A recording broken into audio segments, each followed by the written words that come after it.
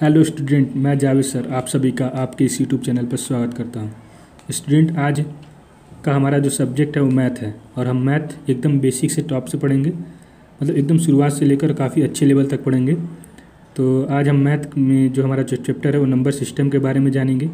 तो आइए देखते हैं नंबर सिस्टम हमें क्या क्या पढ़ना है। तो आप यहाँ पर देख पा रहे होंगे लिखा हुआ है नंबर सिस्टम। यहाँ पर आप देख रहे हैं ना, हमारा जो लिखा हुआ है नंबर सिस्टम, ये नंबर सिस्टम है। तो नंबर सिस्टम में पहला हम क्या, संख्याओं को पढ़ने का तरीका। जैसे 4-5 संख्या एक साथ हो, जैसे इस तरह संख्या लिखी रहती है, तो इसको हमको कैसे पढ़ना है इसके बारे में देखेंगे। तो देखेंगे उसके बाद दूसरा हमारा वो स्थानीय मान और जाति मान। स्थानीय मान और जाति मान, स्थानीय मान को इंग्लिश में हम बोलते हैं प्लेस वैल्यू और जाति मान को बोलते हैं फेस वैल्यू। और जाति मान का दूसरा नाम हिंदी में अंकित मान। क्या नाम होता है? अंकित मान। तो याद रखिएगा। तो स्थानीय मान और जाति मान हम पढ़ेंगे, जिसको हम प्लेस वैल्यू और फेस वैल्यू के नाम से भी जानते हैं। उसके बाद अगला हमारा होगा इकाई का अंक, यूनिट डिजिट। इकाई के अंक में जैसे प्लस में दिया रहेगा, सब्ट्रैक्ट में दिया रहेगा, मल्टीपल में दिया रहेगा सवाल, और बोलेगा किसमें इकाई का अंक बताइए, तो उसको पढ़ेंगे।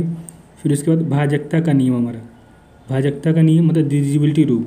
3 से कौन सा डिजिट कटेगा, 4 से कोई भी डिजिट जो कटेगा वो कैसे कटेगा, कैसे पता लगाएंगे कि हमारा जो है 5 से जो संख्या से ये डिजिट कट जाएगी, और ये जो संख्या ये 3 से कटेगी कि नहीं कटेगी, इस तरह का हम जो डिविजिबिलिटी रूल है उसको पढ़ेंगे। इन सब सारे टॉपिक को पढ़ने के बाद जो अंत में हमारा जो है जो बचेगा, इससे अंत में इससे हम संबंधित इम्पोर्टेंट क्वेश्चन को लगाएंगे, ताकि जो भी हमारा कॉन्सेप्ट है वो अच्छे से क्लियर होगा। तो चलिए वीडियो को स्टार्ट करते हैं। यहाँ पे आप देख पा रहे हैं लिखा हुआ संख्याओं को पढ़ने का तरीका। अब यहाँ पे लिखा हुआ आप देख रहे हैं, यहाँ पे लिखा हुआ 6, 3, 5, 3, 7, 8, 5। अब इतना बड़ा डिजिट है, अब इसको पढ़ेंगे कैसे? तो बहुत सारे बच्चे पढ़ नहीं पाते हैं, तो इसको हम लिखेंगे थोड़ा सा अलग अलग। यहाँ पे लिखा हुआ 6, 3, 5, 3, 7, 8, 5। अब इसको कैसे पढ़ते हैं? तो इसको हम लोग पढ़ते हैं नीचे वाले, जो सबसे पहले इधर से पढ़ना शुरू करते हैं। तो क्या पढ़ते हैं? इकाई। क्या पढ़ते हैं? इकाई, दहाई, सैकड़ा, हजार, 10,000, लाख और 10 लाख। हमारे क्या होगा अंत में? 10 लाख। तो क्या पढ़ते हैं इसको? इकाई, दहाई, सैकड़ा, हजार, 10,000, लाख, 10 लाख। ठीक है ना? तो कहाँ तक आ रहा है हमारा? 10 लाख तक आ रहा है। तो 10 लाख इसको कैसे पढ़ेंगे हम लोग? तो इसको पढ़ेंगे हम, अब देखिए जब है तो क्या पढ़ेंगे? तो 10 लाख है तो पढ़ेंगे 63,53,785। कैसे पढ़ेंगे? 63,53,785। देखिए यहाँ पे हम अगर लिख दे रहे हैं, कैसे लिखेंगे हिंदी में अगर लिखना हो तो लिखेंगे इसको 63 लाख 53,785। ओके स्टूडेंट, समझ में आया? अभी एक और हम सवाल लगाएंगे तो और अच्छे से हमारा समझ में आ जाएगा और अच्छे से हमारा कॉन्सेप्ट हो जाएगा, क्लियर हो जाएगा। देखिए यहाँ पे एक देखिए दूसरी संख्या लिखा हुआ है। क्या लिखा हुआ? लिखा हुआ है 5, 4, 2, 6, 1, 0, 2। फिर कैसे पढ़ेंगे? इसको पढ़ेंगे इकाई, दहाई, इसको पढ़ेंगे सैकड़ा, इसको पढ़ेंगे हजार, इसको पढ़ेंगे 10,000, इसको पढ़ेंगे लाख, इसको पढ़ेंगे 10 लाख। ओके, देखिए तो इसको क्या पढ़ेंगे? तो देखिए इकाई, दहाई, सैकड़ा लगा देंगे कामा, फिर हजार, 10,000 यहाँ कामा, फिर लाख, 10 लाख। तो कितना लाख है? 10 लाख। तो क्या पढ़ेंगे? 54,26,102। ओके स्टूडेंट, देखिए इसको कैसे लिखेंगे हम लोग? 54 लाख, इसके बाद 26,000, 26,000, 54,26,102, 102। इसको ऐसे हम लोग पढ़ते हैं। आई होप आपको समझ में आ गया होगा। अब जब भी इस तरह के डिजिट को देखेंगे, अब चाहे 4 डिजिट हो चाहे 5 डिजिट हो, तो इसको आप लोग पढ़ लेंगे। तो चलिए अब क्या दिया रहता है कि हमारा हिंदी में दिया रहता है, बोलते हैं उनको अंकों में लिखिए।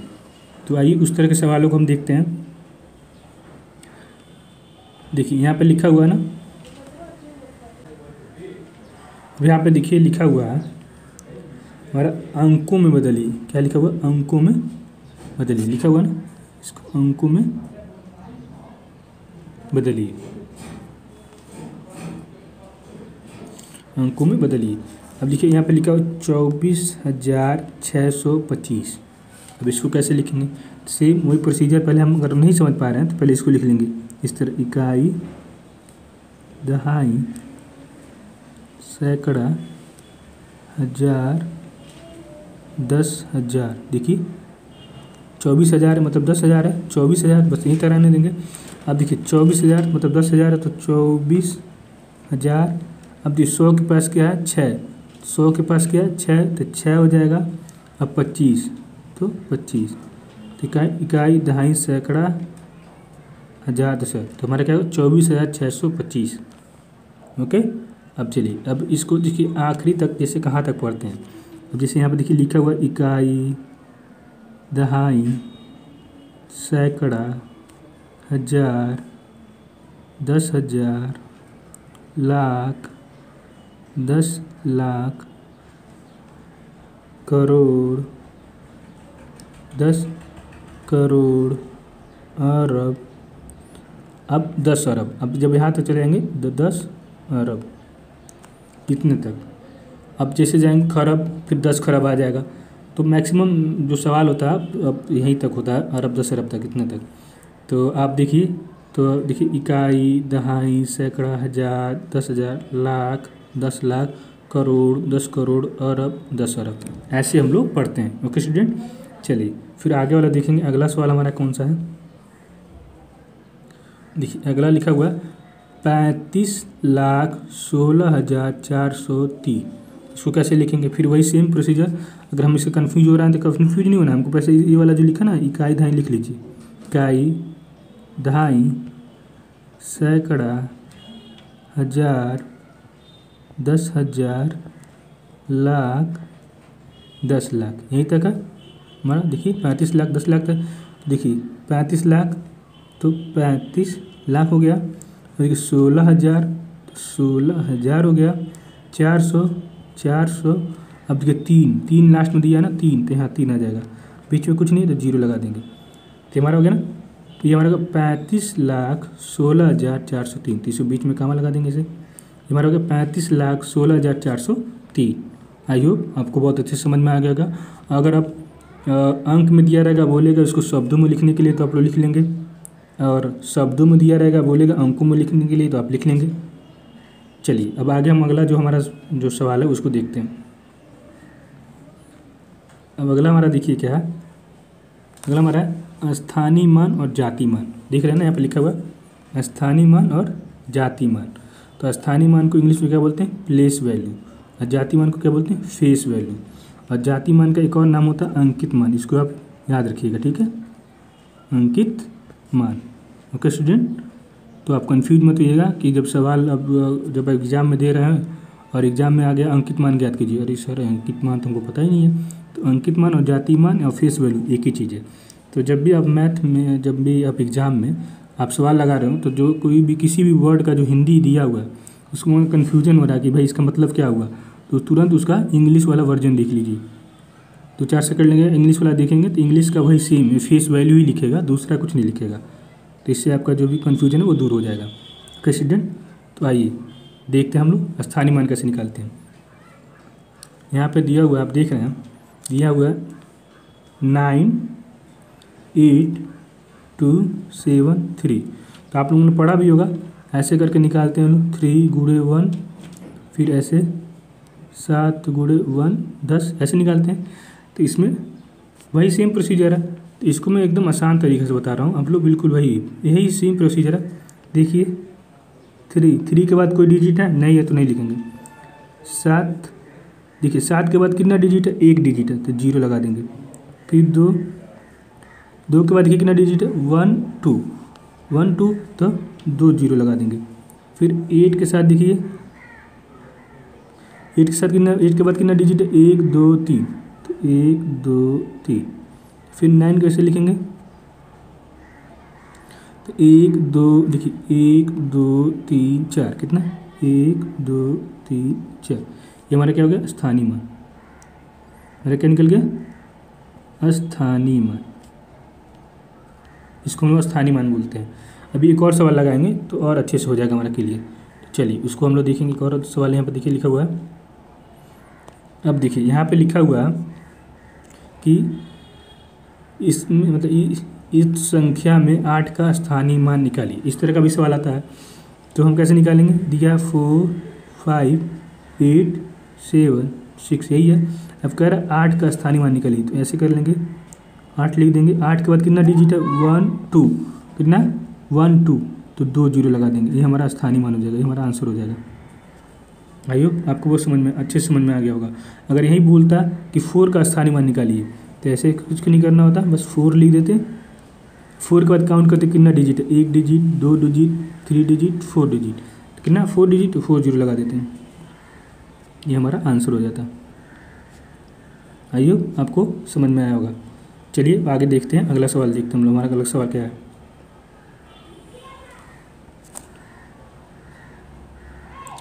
अब देखिए यहाँ पे एक सवाल देखिए ऐसे दिया हुआ, इस संख्या में 5 का और 9 का स्थानीय मान का योग कितना होगा। यहाँ पे दिया हुआ है 2 5 6 9 8 7 मैं कह रहा कि 9 और 5 का स्थानीय मान का योग कितना, तो 9 का स्थानीय मान निकालेंगे। तो 9 के बाद कितना डिजिट है, 1 और 2 तो 2 0 हो गया हमारा। और 5 के बाद देखें कितना डिजिट है, 1 2 3 4 1 2 3 4 देखिए 1 2 3 4 यही है तो वह निकल गया। अब करें इनका योग कितना होगा, तो अब हम योग कर लेंगे कि नहीं कर लेंगे। तब देखिए इस वाली संख्या को यहाँ नीचे लिख लेंगे ताकि हम जोड़ लें इसको हम जोड़ लेंगे। तो हमारा कितना हो जाएगा, सिंपल है, हमारा हो जाएगा 0 का 0 0 का 0 9 0 9 0 का 0 और 5 ये हमारा आंसर हो जाएगा।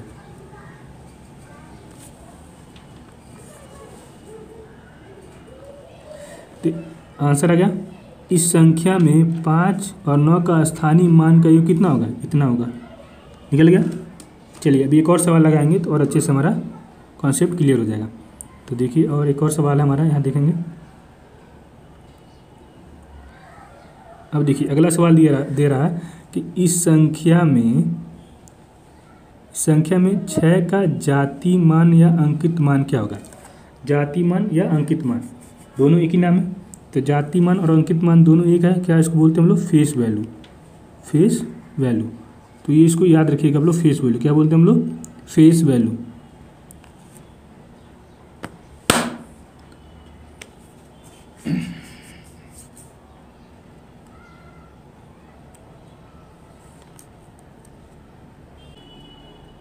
Face value.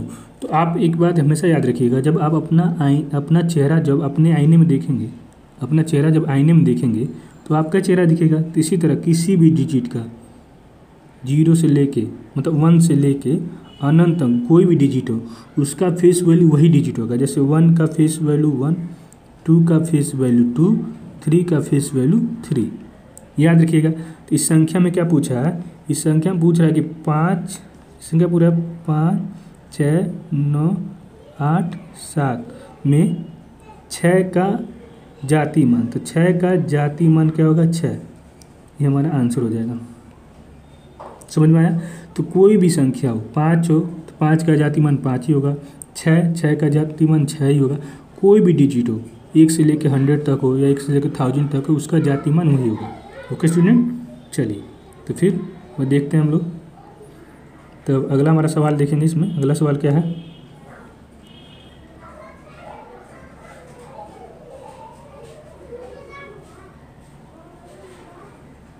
यहाँ पे देखिए लिखा हुआ है कि इस संख्या में 8 का स्थानीय मान और 4 का जाति मान का भागफल क्या होगा।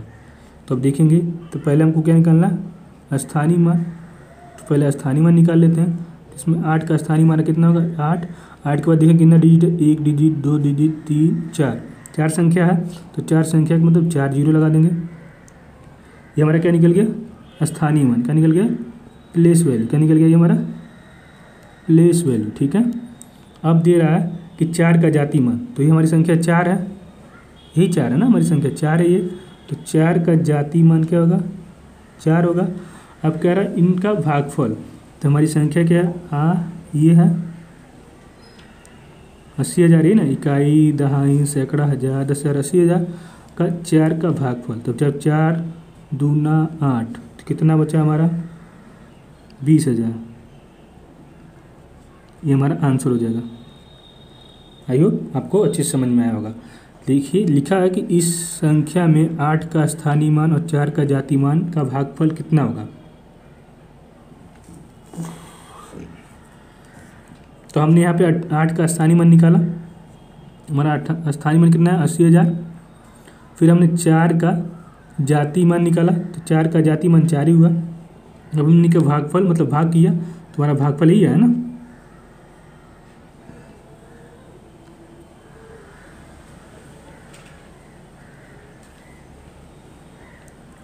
अब ये आप लोग के लिए ये 4 सवाल हैं, FGHI। ये 4 सवाल आपको करना है और कीजिए, करके देखिए। आपको अब तो आप ये आसानी से कर लेंगे। इस संख्या में 6 का स्थानीय मान और 8 का स्थानीय मान का अंतर मतलब घटाना है। घटा के देख लीजिए कितना आ रहा है। इस संख्या में 5 का स्थानीय मान और 2 का अंकित मान क्या योग कितना होगा। इसको स्थानीय मान और 2 का अंकित मान निकाल के जोड़ दीजिएगा। अब देखिए कितना आ रहा है। इस संख्या को शब्दों में लिखिए और 45,13,508 को अंकों में लिखिए। ठीक है, तो ये आपके लिए आपका होमवर्क है, इसको कीजिए ताकि आपको प्रैक्टिस हो और कॉन्सेप्ट जो है अच्छे से क्लियर हो। इसके बाद हम लोग पढ़ेंगे यूनिट डिजिट, हमारा जो होगा यूनिट डिजिट। फिर इसके बाद भाजकता का नियम, फिर बहुत सारे जो सवाल हैं उसको लगाएंगे। और स्टूडेंट, अगर हमारा प्रयास आपको अच्छा लगा हो तो वीडियो को लाइक कीजिए, साथ साथ में कमेंट करके बताइए कि कैसा लगा। और अगर आप हमारे चैनल पर नए हैं और पहली बार देख रहे हैं तो इस वीडियो को देखने के साथ साथ सब्सक्राइब भी कर दीजिए, ताकि हम जब भी इसका अगला पार्ट हम जब डालें तो उसका नोटिफिकेशन आप तक पहुँचे। और अपने दोस्तों को जिनको मैथ से डर लगता है उनके पास शेयर कीजिए, ताकि उनको भी अच्छे से समझ में आए। Okay student, thank you so much.